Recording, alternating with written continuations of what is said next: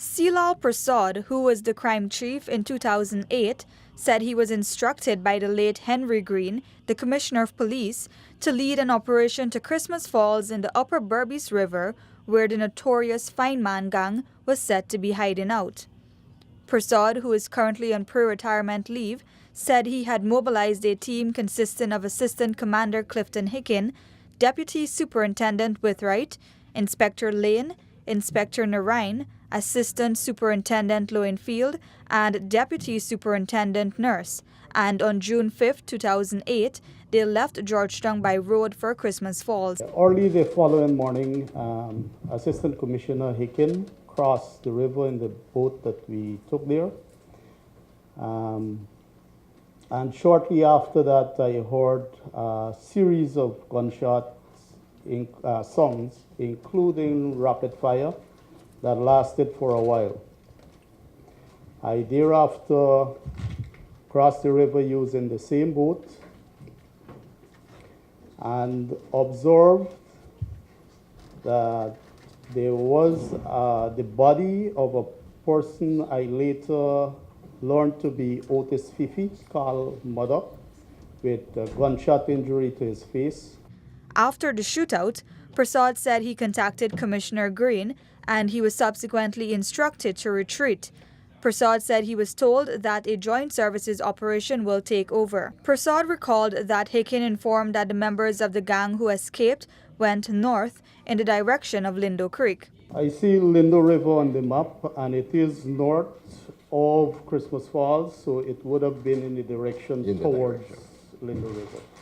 Meanwhile, the then crime chief said he was not heavily involved in the investigation of the Lindo Creek massacre, since the owner of the mining camp, where the men were killed, alleged that it was the joint services who were responsible for their deaths and not the Feynman gang. After reading the allegations in the press, Prasad said he joined a team headed by then Prime Minister Samuel Hines, who was acting president, and they visited the man who made the allegations, Leonardo Roquiam.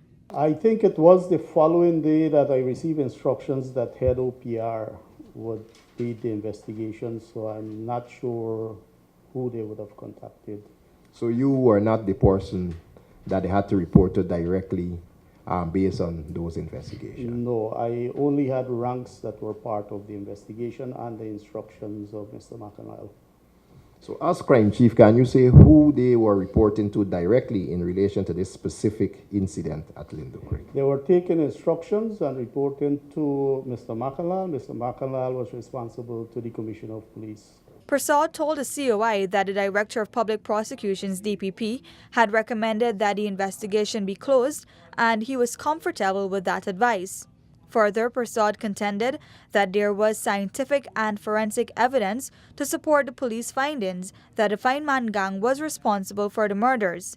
He said the evidence was from a post-mortem examination. However, COI attorney Patrice Henry informed Prasad that there is no evidence to suggest that a post-mortem examination was done. Commissioner, from the file that was given to this commission, there is no post-mortem report, at least from the file we received, and from at least one witness who would have testified in relation to the coroner's report.